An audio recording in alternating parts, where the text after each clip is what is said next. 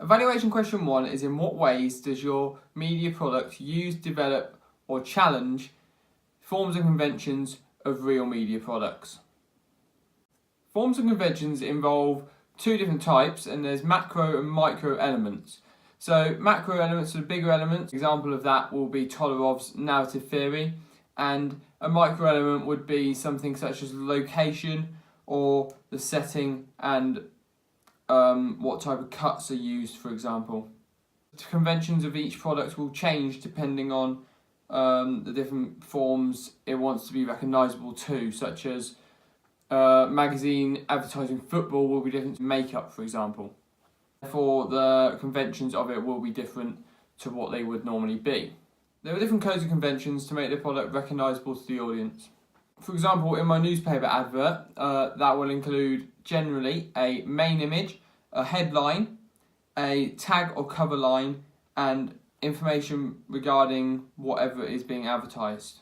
In my double page spread, it will generally include a main image, an informative columned writing, captions, page numbers, and also an introductory paragraph advertising and telling off what it's all about. Typical conventions for my expository documentary will be things such as interviews, music, voiceovers, idents, cutaways, facts about the topic you are exposing or talking about, and also still images of the thing you're talking about. They can be cutaways as well. Now, my documentary tend to use most conventions of a typical documentary or expository documentary. Todorov's narrative theory was quite hard to use as documentary doesn't generally have too much of a narrative. Obviously it's understandable and it's structured, etc., but doesn't really have a storyline to it because it's being interviewed or you're talking about something totally just doesn't have a storyline to it. This means that a documentary won't have as much narrative such as a short film or a trailer, because that has to tell the audience what is going on and they have to be able to follow it in a structured, linear way. A documentary also follows the conventions of a typical expository documentary, as I released it on YouTube, and this is because many other documentaries have been released on YouTube and have been very successful, and also it is a free website, which means there's no cost to put it up and it can be shared online easily to other social media platforms, meaning other people have the chance to view it and it's easily accessible to all the people. Another thing that's easily accessible is my ancillary products. They are the newspaper advert and my magazine double page spread. They are put up and uploaded onto my blog. I've done this instead of paper form because of the online age growing and paper copies being less and less popular than they once were. Also, you can also share these on social media platforms as well, and it will gain a lot more popularity through online social media than it would as a paper copy, in my opinion. Now, when analysing camera in my documentary, I have included an ident in the start of the film, and that is the company logo pretty much, and that is a typical convention of a documentary. This is because it tells the audience who has made the film and what the popularity of the company is. Therefore, the audience will know if it's a well-known company that the documentary is likely to be good, or they will know pretty much who has made the documentary, and it makes the documentary more professional by including this at the start of it. The titles in my documentary are consistently the same font throughout. This is because consistency needs to be kept, and it will be unprofessional if the font is changed throughout. The font I used is Gill Sans, and that is because it links to the topic of the documentary, which is obviously immigration, and this is because Gill Sans is used often in London Underground or for immigration things, having done research into a newspaper advert on this topic, which you can see on my blog. Also, the actors are placed to one side of the frame when filming my documentaries. This is because it leaves space for titles, etc. to be included. Obviously, the actors are introduced through text as they first speak, and this can be included in the left side of the frame generally. And the only time they have been included in the centre of the frame is towards the end of the documentary, where they are signing off, and this is just because it creates a more direct link towards the audience and they can relate better towards them. These are quite generally stereotypical interview shots. I also included shots that represent the actors in my documentary. This is done through filming things such as their tattoos, etc. And this helps to show off what the actor is all about and gives the audience an insight into them, instead of the audience getting tedious just seeing the same shot, etc. They'll see the tattoos they have, the piercings they have, and know what type of person they are through these. When referring to the mise-en-scène of my documentary, the clothing aspect, the actors could wear what they wanted. This is because obviously the interview is trying to show who the person is, and by wearing what they want, they will do this because the actor will be represented in a totally different way if I got them to wear something that they didn't want to wear or was not what they normally would wear.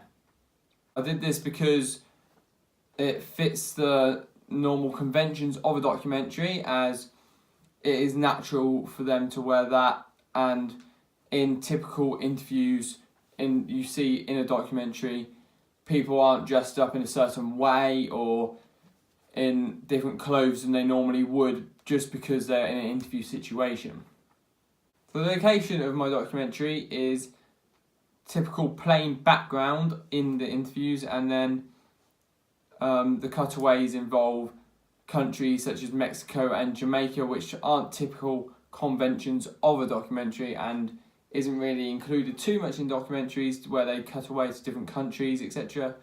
However, this is still fitting the conventions of a documentary, as the cutaways links to the documentary topic, and obviously each documentary has its own topic, therefore that's probably why we don't see it a lot, as not many documentaries have been done on the topic of immigration and interviewing people who have emigrated over here. A plain background was used for the interview, as this doesn't distract the audience and looks professional whilst it is being conducted. It keeps the subject the whole focus of the interview, and the audience can focus just purely upon the person and what they are saying. The lighting uses also typical conventions of a documentary, and the actors were lit from both sides using proper production lights. This meant that the audience could see a professional, well-conducted interview with a variety of questions being answered. The editing phase of my documentary mainly did follow conventions of a typical documentary that is expository. This is because I used cuts, basic cuts, to separate when the interviewee is talking and when I want to cut them two together. However, I did use a cross dissolve, which generally goes against the typical conventions. I use these when a cutaway is generally involved or just being introduced. This lets the audience know that something different is happening, a different setting is going to be shown. The jump cuts tend to break up the footage and slow down and dictate the tempo of the documentary. Finally, in my documentary, non-diegetic sound is used in the form of music. Music refers to the people being interviewed. For example, when Job Espinosa is interviewed, he's from Mexico, so I decided to use some Latin Mexican music to go with it. And when Loyan is being interviewed, I decided to use some Jamaican music. This again refers to the audience and tells them, reinforcing them point that they are from those countries. Moreover, this music is upbeat and therefore has positive connotations and gives the audience a good vibe about the documentary. Although I do think a documentary generally does involve diegetic sounds. These are things such as the person's voices, or in my case, the waves when cutaway shots are being shown, for example.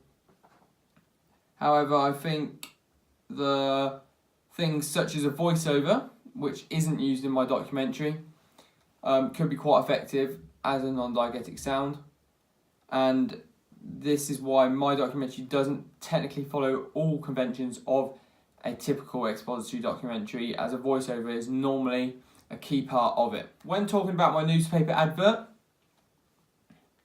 I used an establishing shot as the main image. This goes against typical conventions, as mainly use a mid shot or a close-up of a typical person. I decided to use an establishing shot as it showed the audience what the documentary is all about and what it includes. This helps to set the scene and let the audience know what will be included in it. My newspaper advert also challenges typical conventions by including an image of Hob on the side of the establishing shot. This generally isn't included as he is edited into the image to look like he's in the image and looking towards the image that there is. However, I did this to show how closely they are linked and to show how the two are linked together. A newspaper advert will generally include one basic image, and that is why my newspaper advert has gone against typical conventions in this scenario. The headline of my newspaper advert follows typical conventions by being large and being the biggest text on the advert itself, and also having institutionalized information such as the channel it's on or a company logo in the corner, for example, will make it more professional and also adheres to conventions, as this is what is done in most newspaper adverts to show off what companies have made it and to inform the audience about it as well. Finally, my magazine spread also conforms to typical conventions by also having a large title. However, the title in my magazine spread is a quote from the documentary. This helps to link to the documentary more and inform the audience of what they can be expecting to see and hear in the documentary. This goes against typical conventions, as this isn't something that happens regularly within double page spreads. Although you could argue this is conforming to the documentary, as a quote is linking more closely to the documentary itself, and that is something that every double page spread is trying to do, relate more closely to its product. The magazine spread challenges typical conventions as well by having its columns writing on the right hand side for me, and this generally does happen on the left hand side of the frame. However, it can also be used on the right hand side, and it generally depends on what the image is about and what is included in the spread itself. This is why I generally have decided to include it on the right, as the subject of my image is on the left hand side of the frame, and therefore that will take away from the main point of the image that it's being included. Overall, my products tend to conform to typical conventions. This is because I've done research into them and generally wanted to follow them to a certain extent. Therefore, it's more professional and is more like the products I want to create. However, where they challenge the conventions is where I want to try and create my own unique spin to it and add what I want to add to the products themselves.